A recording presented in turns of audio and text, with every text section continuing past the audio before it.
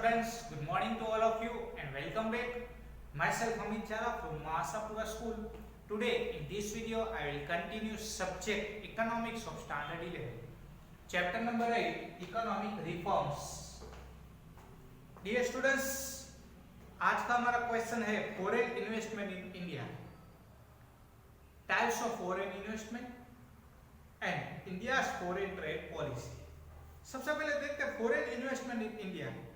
Globalisation के process में foreign investment जो है वो एक इंपॉर्टेंट स्टेप जो है वो माना जाता है। इंडिया की इकोनॉमिक जो अरेंजमेंट है उसमें जो है फॉरेन इन्वेस्टमेंट की जरूरत जो है वो अराइज हुई है। कुछ चीजों की भी जरूरत होती है, टेक्नोलॉजी इंपोर्ट करनी पड़ती है या कुछ एक्सपोर्ट भी करनी पड़ती है। इस तरीके से जो है फॉरेन इन्वेस्टमेंट की जरूरत अराइज होती है। फॉरेन एक्सचेंज सपोर्ट के द्वारा गुड्स एंड टेक्नोलॉजी परचेस हम जो है वो कर सकते हैं। 1991 में इकोनॉमिक रिफॉर्म्स हुआ, बहुत कुछ चेंजेस भी हुए और बहुत सारे वेराइटीज वाले जो है वो प्रोडक्ट जो है वो हमें मिलने लगे और दूसरी कंट्रीज को भी वो मिलना शुरू हुआ। देखते हैं types of foreign investment. Foreigners किस तरीके से हमारी कंट्री के अंदर इन्वेस्ट कर सकते हैं। सबसे फर्स्ट यह है फॉरेन इंस्टीट्यूशनल इन्वेस्टमेंट यानी FII, जिसमें दिया है some foreign companies do not invest in plant and machinery in another company से इंडिया। कुछ फॉरेन कंट्रीज ऐसी भी होती है जो प्लांट या मशीन के अंदर इन्वेस्ट करना नहीं चाहती, उसमें इन्वेस्ट नहीं करती है अदर कंट्री के अंदर। वो अदर कंट्री के किसमें इन्वेस्ट करती है? They invest fund in financial institutes and bond stock share market in another company. Financial institution में फंड इन्वेस्ट करते हैं बट जो है वो अनदर कंट्री के कंपनी के शेयर या बॉन्ड परचेस करके जो है वो इन्वेस्ट करते हैं। सच investment is called a foreign institutional investment या पोर्टफोलियो इन्वेस्टमेंट हम कह सकते हैं। ऐसे इन्वेस्टमेंट को पोर्टफोलियो इन्वेस्टमेंट या तो फॉरेन इंस्टीट्यूशनल इन्वेस्टमेंट कहा जाता है। And such companies have to register in India as a foreign institutional investors, यानी कि कुछ कंपनीज ऐसी भी होती है जिसको कंपल्सरी रजिस्ट्रेशन करवाना पड़ता है और इंडियन गवर्नमेंट के रूल्स एंड रेगुलेशन को ध्यान में रखते हुए लिमिटेड कैपिटल का ही इन्वेस्टमेंट कर सकते हैं। They have no direct stake in the management of home company, यानी कि जिसका जो है वो डायरेक्ट जो है वो मैनेजमेंट के अंदर स्टेक नहीं होता है, किसकी? होम कंपनी के। आगे बढ़ते हैं। ज्यादातर ऐसा इन्वेस्टमेंट फॉरेन कंपनीज जो है foreign bank, insurance companies, mutual fund और बहुत सारे कंपनीज के अंदर जो है वो ज्यादातर किया जाता है। फॉरेन कंपनी जितना जल्दी जो है शेयर मार्केट के अंदर इन्वेस्टमेंट तो करती है लेकिन उतना ही जल्दी अपना जो है वो रुपीस वापस भी खींच लेती है। तो इस तरीके से फॉरेन कंपनीज जो है वो अदर कंट्रीज के अंदर इन्वेस्टमेंट करते हैं। आगे बढ़ते हैं। Next, foreign direct investment FDI। When the home country invite a capital by allowing a foreign investor companies to produce and sell directly in India, such investment is called foreign direct investment.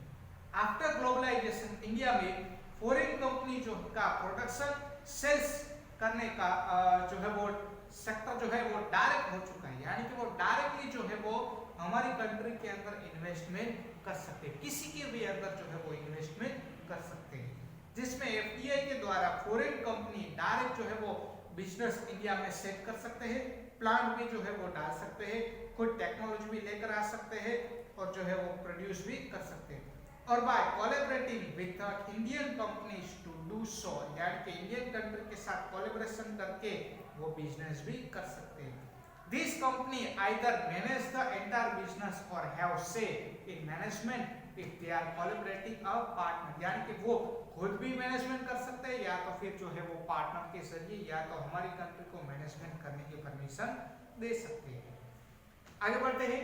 Nature of foreign direct investment. First यह है It is a physical establishment in a form of direct investment. Institutional investment के form में होता है, यानी कि directly जो है वो फिजिकल एस्टैब्लिश कर सकते हैं, and hence a stable form of the investment, यानी कि वो इन्वेस्टमेंट जो है वो इजीली स्टेबल कर सकते हैं। सेकंड पॉइंट में दिया है it bring a machines material and wealth to a home country, यानी कि खुद मशीन या रॉ मटेरियल जो है वो लेकर आ सकते हैं। Point number 3 it bring a new technology to the country, यानी कि नई टेक्नोलॉजी जो है वो लेकर आ सकते हैं। आगे बढ़ते हैं fourth number point it bring a different work culture along with it, यानी कि अलग अलग जो है कल्चर जो है वो क्रिएट कर सकते हैं। तो इस तरीके से फॉरेन डायरेक्ट इन्वेस्टमेंट होता है। नेक्स्ट देखते हैं India foreign direct policy, foreign trade policy, sorry यहां पर मैं थोड़ा सा चेक कर देता हूं। India foreign trade policy,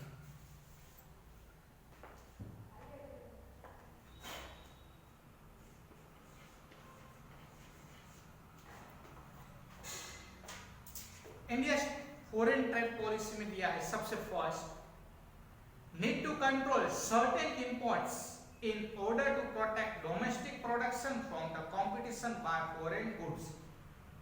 international competition में स्टे करने के लिए डोमेस्टिक प्रोडक्ट को प्रोटेक्ट करना जरूरी है, उसके लिए इंपोर्ट पर जो है वो कंट्रोल रखना पड़ेगा। Point number 2 ensure enough import of the technology, machine, spare part as well as resources to help increase domestic production and import substitution। Domestic production increase करने के लिए इंपोर्ट सब्स्टिट्यूशन के लिए technology, machine, spare parts, resources का import का list जो है वो हमें तैयार करना पड़ेगा। Point number 3 control import of goods unnecessary for India's development in order to save scarce foreign exchange। Foreign exchange को बचाने के लिए अननेसेसरी चीजों का जो इंपोर्ट हम करते हैं उसके ऊपर कंट्रोल रखना चाहिए, उसके ऊपर भी सोचना जरूरी है। आगे दिया गया है encourage export to earn foreign exchange in order to pay necessary imports। जो जरूरी चीजें इंपोर्ट के लिए रुपीस पे करना पड़ेगा और उसके लिए हमें जो है वो एक्सचेंज अर्न करना पड़ेगा, तो ये भी हमें ध्यान में रखना है। Many Indian goods could not compete against the quality of foreign goods and hence increasing exports was a challenge for trade policy। Trade policy में चैलेंज भी होता है जिसमें बहुत बार जो है इंडियन गुड्स जो है वो सफर करता है, इसमें फॉरेन कंट्री का जो भी गुड्स होता है उसकी क्वालिटीज अलग ही होती है, तो उस क्वालिटी का गुड्स बनाना ये हमारे लिए सबसे बड़ा क्वेश्चन होता है। नेक्स्ट पॉइंट में दिया है promote export of the goods produced by small scale sector. Small scale sector ने जो गुड्स प्रोड्यूस किया है उसका एक्सपोर्ट करना, ये भी हमें ध्यान में रखना है। नेक्स्ट पॉइंट दिया है इंटरनेशनल बिजनेस में फॉरेन एक्सचेंज की जरूरत अराइज हो और उससे फॉरेन ट्रेड, डोमेस्टिक ट्रेड का जो भी क्वेश्चन है वो डिफरेंट जो है वो होता है, यानी कि challenge of foreign trade are different from this domestic trade and foreign trade investor foreign exchange. Domestic trade और फॉरेन ट्रेड में बहुत कुछ जो है वो चेंजेस होता है। सो फ्रेंड्स आज इस वीडियो में यहाँ तक ही रखते हैं, मिलते हैं नेक्स्ट वीडियो में नेक्स्ट न्यू क्वेश्चन के साथ। तब तक take care of yourself, thank you so much and जय माता।